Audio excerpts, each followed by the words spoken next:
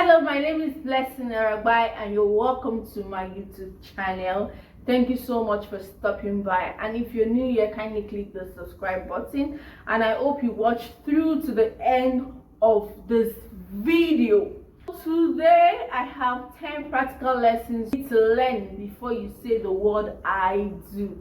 Marriage is super important to me, and that is why I try as much as possible to promote godly relationship, godly marriage. Marriage is an agreement, but it's not a contract. Though you sign the dotted line, I agree to be this person's wife, I agree to be this person's husband, but it's deeper than that.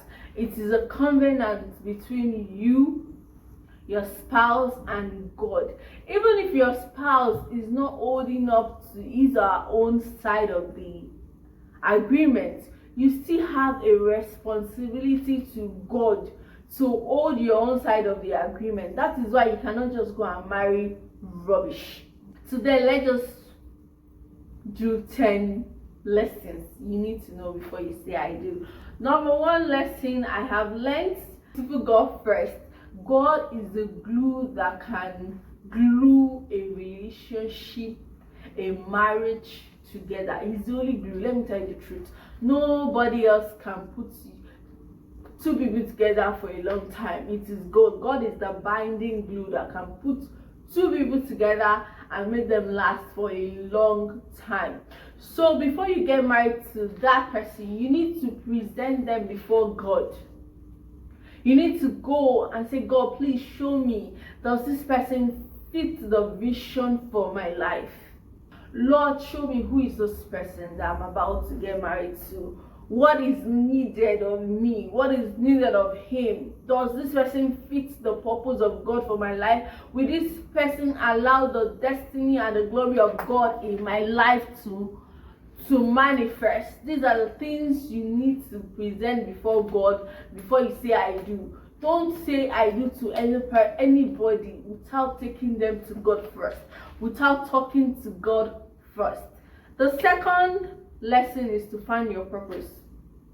The wise thing to do before finding a partner is to find your purpose. Because if you don't know what your purpose is, you just marry anybody, and you just cannot marry anybody. You need to marry somebody that looks like your journey. I need to repeat that again. You need to marry somebody that looks like your journey. So if you don't have a purpose for your life, how will you know somebody that fits that purpose? If your purpose in life is to be great, and you will not end up marrying somebody that is comfortable being a mediocre, how do you want to be great? How will they allow you to be great? I don't understand. You can't grow with people that don't like how growth looks on you. As a lady, if you go and marry an insecure man, and your glory starts to manifest, you start to prosper, you start to flourish, and this man just doesn't like the fact that you have more money, you have more connection, and he starts to beef you, he starts to fight you, he starts to be toxic. He doesn't like growth on you. My son that admires growth on you. Number 3, marry your friend. Marriage is so deep. It's so deep. You forgive, you need to overlook, you need to be patient. And if this person is not your friend, God, you go old.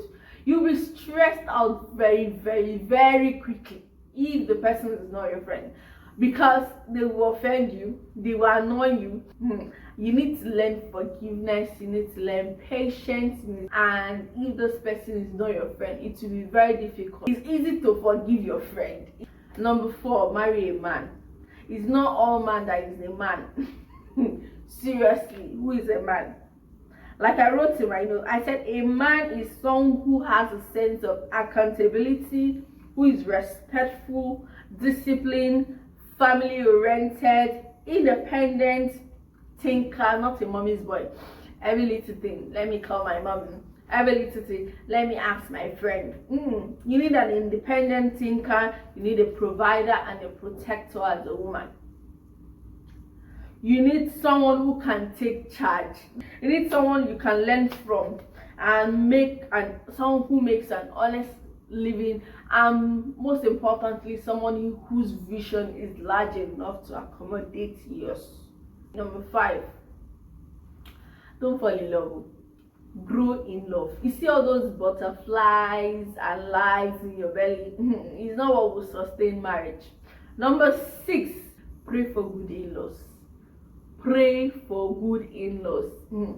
The quickest way to be stressed and frustrated in your marriage is to have bad in-laws.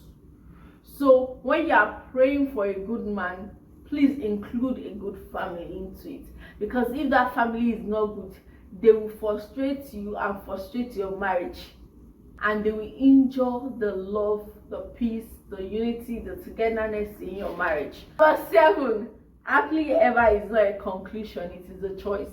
You see all those people that lasted in marriage, they did not just agree we are going to last in marriage, they made a choice.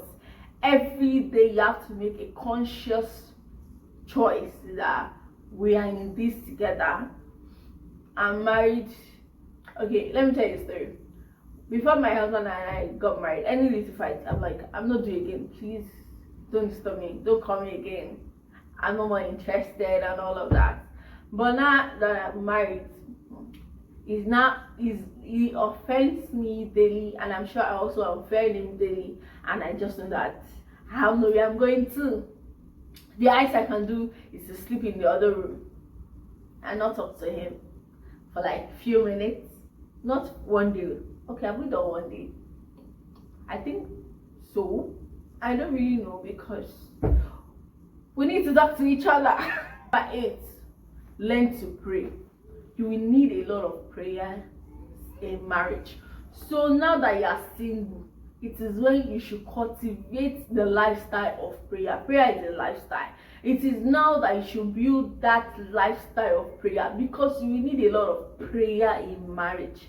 You need to pray that God, this person is not acting the way he or she ought to be acting. What can I do? And the only place you can talk to God is in the place of prayer. You have a conversation with him, because you say, God, this marriage is between me, my spouse, and you. Now I'm going to report in to you, or I'm going to report out to you, because they are not holding up their own end of the agreement. And you can only do that by what? Prayer. And if you have not cultivated that lifestyle of prayer in your singlehood, you find it, you really struggle with it in marriage, actually. Number 9, know who you are. You need to have an identity before marriage. You need to know who you are before marriage. If you don't have an identity before marriage, marriage will not give you clarity. In fact, marriage will make you lose yourself. But if you have an identity, when you are losing yourself gradually, something will just remind you that no, this is not who you are. Because a lot of married women just get carried away with the title Mrs. and they lose their identity. But having an identity before marriage gives you direction, gives your life a direction, gives your marriage a direction. Most people just get married and they just forget who they are. They forget their plans, they forget their vision, they forget who they have been called to be. That's because before marriage they didn't have an identity, so their life now lacks direction. So it's very important for you to know who you are, have an identity, self-esteem, have purpose, have vision for your life, know where your life ought to be, how your life should be, what God has called you to do, where He has planted you to flourish. It's very important to know all of those things before getting married. Number 10, marriage is not supposed to kill your vision. Because you are married does not mean your vision should die. In fact, marriage should grow that vision, ignite it, water it, and make it flourish. That is why it's now two people becoming one. Because you have somebody holding you, somebody encouraging you, somebody lifting you up that no, you cannot end this way. Before we got married, you told me you have dreams of writing a book, of owning a business, of owning your own company, of being at the top of the ladder in your career. These are the things that should not die because you are married. These are the things that should not die because you are Mrs. Somebody. Have an identity and take that identity into marriage. Take that vision into marriage and let marriage water it, let marriage grow it. That is why two people came together to be one, so that they can grow vision together and leave a dynasty, leave an empire, leave a legacy behind before you leave this earth. I hope you enjoyed this video, and if you do, please share, comment, like and subscribe. See you in my next video. Bye.